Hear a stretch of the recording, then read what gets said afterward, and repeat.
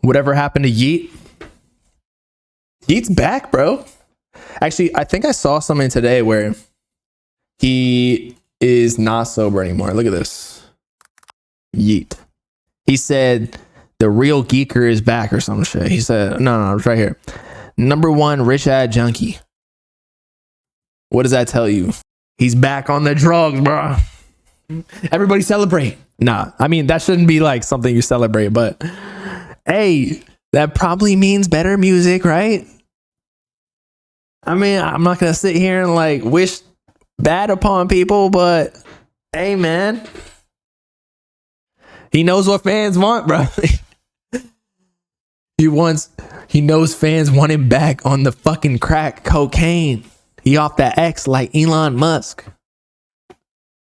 If it kills him, fans fall. I mean, see, that's why also, if you think about it, and by the way, I'm trolling. Like, obviously, I don't want people to like do drugs if it's gonna hurt them. But Clout is also a drug. So like, if fans / consumers or music listeners, they want you to get back in a certain mode, but if you can only activate that while you're on the drugs, wouldn't that mean Clout is kind of a drug too? Because the motivation to do that is to get people back in your favor. I think he already got enough money here. He got enough respect, but I do think he has a couple more in him. You know, Ken Carson, Destroy Lonely, kind of throwing shade. He's a show him who do what. King Tonka. Who's really the big geeker? It's not Shay. I'll tell you that. It's Yeat. But I want to see what happens. Like, this will make shit interesting, especially because Destroy Lonely's dropping soon. Ken Carson dropping More Chaos soon. Who knows if it's a deluxe or if it's like an actual if it's like the second iteration of the album series, A Great Chaos. That'd be cool. I don't really want a deluxe this late in the game from Ken Carson, I'll be honest. And then we'll see who bodies who gets a bigger hit. Yeat, Destroy Lonely, Ken Carson putting up numbers right now. I think Destroy Lonely will too. Shay catching strays. Nah, I fuck with Shay. I was joking. It's just that people always say like he's a fake geeker.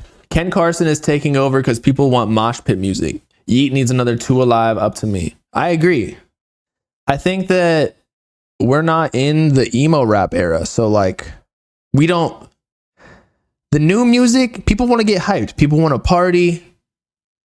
I feel like it's been like that for a while, since like 2018. People want to be happy. People want to forget about everything in their lives. So 2093, it was a little bit slower. Maybe, I wouldn't say introspective with the lyrics or anything, but like, I don't know, kind of put you in a K-hole type. So Ken Carson, I understand why it resonates with people more than 2093. Although I think 2093, it didn't sell more, technically speaking, but that's just because Yeat was a bigger artist at the time. But as we talked about, Overseas was doing better than Yeat's songs from 2093. But again, it was a single, so there was more marketing pushed into one song.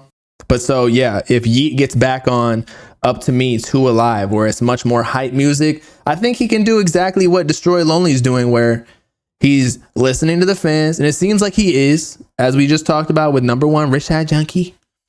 He's listening to the fans, getting back on the drugs, and then making more hype music, basically just being ecstasy through the headphones, like Uzi said. What was it? It makes you feel like you're on X. I think he can make a comeback. It really was only one bad step. Just 2093 was kind of a lot of build up for like one or two good songs. Breathe is hard, I can't lie, but like the rest of them, it's like not very memorable. Kind of just meshed all together like it was some soup. But then, so again, him and Destroy Lonely, like adding a little bit more energy to these next albums. But I think Yeat's talented enough where he can figure it out. It's like Trippy, right? Yeat is obviously capable of making hits. One project isn't going to destroy his whole entire career. Especially because, yeah, people are ganging up on him right now. Opium. Because he took a misstep. But once he gets fans back on his side by dropping a good project or a good single, like that's really all you need. If you have the music, you can sling your dick around any way you want, like metaphorically. You can beef with anyone. That's why when Cardi has the aura, right? He could literally kill someone tomorrow and people are going to be like, free him, free him. Because people like his music. But now if you're, say, YBN Namir, he could literally get a Nobel Peace Prize for solving or curing cancer tomorrow. And people still going to be like clowning him the entire time.